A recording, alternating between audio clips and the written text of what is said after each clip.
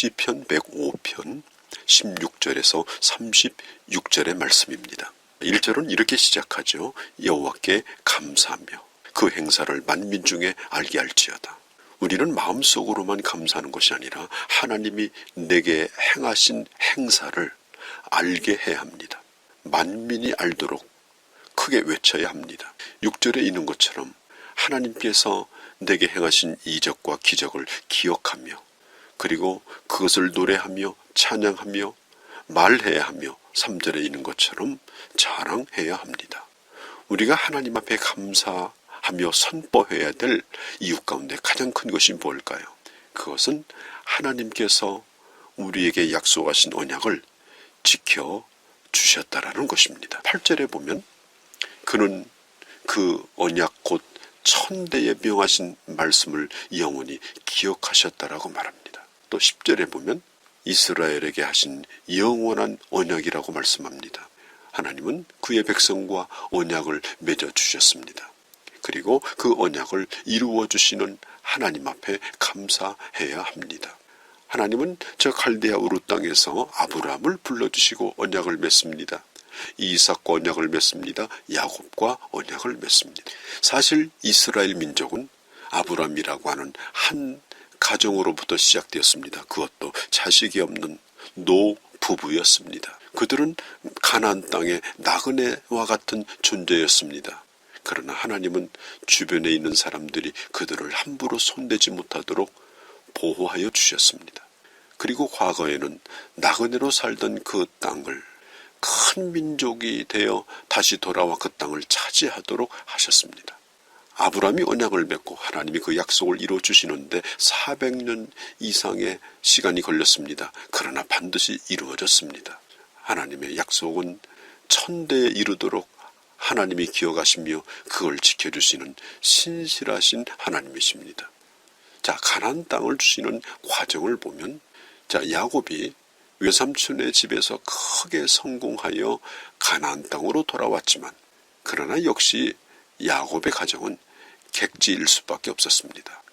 그런데 그 어간에 야곱은 요셉을 잃어버립니다. 요셉이 죽은 줄만 알았습니다. 그러나 사실은 요셉은 형들에 의하여 애굽의 노예로 팔려진 상태였습니다. 그리고 그때에 야곱의 가족 약 70여 명의 사람들은 가나안 땅에 큰 흉년이 들어 배가 고파서 결국은 애굽 땅으로 곡식을 구하러 가게 되어집니다. 팔레스타인 땅은 농경 생활이 주류인데 주로 가축을 키웁니다. 그런데 거의 늦은 비와 이른 비를 의지하여 가축을 키우게 되는데 한때라도 이 비를 거르게 되면 큰 어려움을 겪습니다. 또 우박이나 태풍이 오거나 또 메뚜기 때 같은 그런 재해를 만나면 농사를 다 망치고 엄청난 기근에 시달리게 되어집니다. 그래서 이 야곱의 가족들은 물이 풍부한 애굽 땅으로 가서 먹을 것을 찾고자 했던 것입니다. 자, 오늘 성경은 이렇게 말합니다.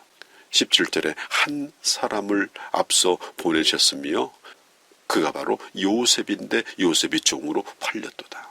요셉 자신도 하나님의 언약을 이루는 존재로 사용되질 거라는 사실을 전혀 몰랐습니다.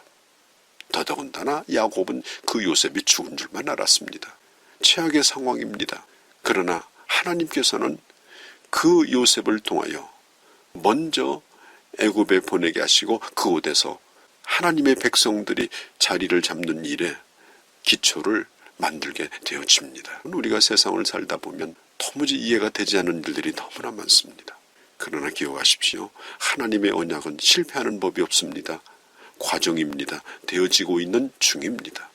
그래서 오늘 내가 겪고 있는 일들, 환난들이 이해되지 않는다 할지라도 우리는 하나님 왜 이렇게 하시는 겁니까? 라고 하나님을 원망해서는 안 됩니다. 큰 뜻이 이루어져 합력하여 선을 이룰 것을 믿고 잠잠히 믿음으로 주님을 바라보아야 합니다. 그리고 오늘 내가 처해 있는 현실 속에서 하나님을 기쁘시게 하는 최선이 무언가를 생각하고 순종해야 하는 것입니다.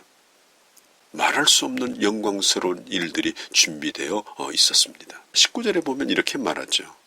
곧 여호와의 말씀이 응할 때까지라. 그 말씀이 저를 단련하였도다. 요셉은 애굽으로 가서 자기 주인의 아내를 넘본다고 하는 모함을 받고 그는 감옥으로 들어갑니다. 그야말로 최악의 상황이었습니다. 그런데 요셉은 그 감옥에 들어가서 술 맡은 관원의 꿈을 해석해 줍니다. 그리고 꿈대로 술 맡은 관원은 복직이 되어지고 떡을 맡은 관원은 죽음을 당합니다. 결국 이 일로 말미암아서 요셉은 바로 앞에 서서 왕의 꿈을 해석하는 기회를 얻게 되어집니다. 자, 한번 생각해 보십시오. 요셉이 억울하게 감옥에 들어간 일이 결국 왕 앞에 설 수 있는 기회를 만들었고, 그리고 그 일 때문에 요셉이 총리 대신이 될 줄을 누가 알았겠습니까? 그래서 성경은 말합니다. 하나님의 말씀이 다 응할 때까지 하나님은 그를 단련시킨다라고 했습니다. 그런데 야곱은 이제 애굽에서 죽은 줄만 알았던 이 요셉을 만나게 되어집니다. 그 아들이 대제국 애굽의 총리 대신이 되어 있었습니다. 하나님은 애굽으로 요셉을 먼저 보내시고, 그리고 팔레스타인 땅에 흉년이 들게 하시고, 야곱의 가족들을 애굽으로 불러들이시고, 그곳에서 요셉을 만나게 하시고, 그리고 한 부족에 불과했던 야곱의 가족이 고센 땅에서 생활을 시작하면서 이제는 하늘의 별과 같이 많은 숫자를 이루는 대민족을 이루게 하셨습니다. 이제는 야곱이라고 불리우던 그 부족이 이제는 이스라엘이라고 하는 민족이 되는 계기가 바로 애굽에서 일어났습니다. 사실 바로 왕은 히브리 민족이 인구가 불어나자 산하 제한을 시킵니다. 남자는 나면 죽여라, 또 나일강에 빠뜨려라, 별별 일을 다 하고자 했지만 걷잡을 수 없이 히브리 민족은 숫자가 불어납니다. 감당할 수가 없었습니다. 그리고 결국에 이르러서는 이제 모세를 하나님께서 보내시게 되어집니다. 그때 당시 숫자가 장정만 60만 명이었습니다. 20세 이하의 청소년들과 그리고 여자들까지 합치면 200만 명이 이르는 많은 숫자가 된 것입니다. 히브리서 11장 13절 16절에 보면 아브라함이 처음 하나님으로부터 약속을 받았을 때에 그는 그 약속이 이루어지는 것을 보지 못했지만 이미 보는 것처럼 바라보면서 하나님을 신뢰했다라고 성경은 말하고 있습니다.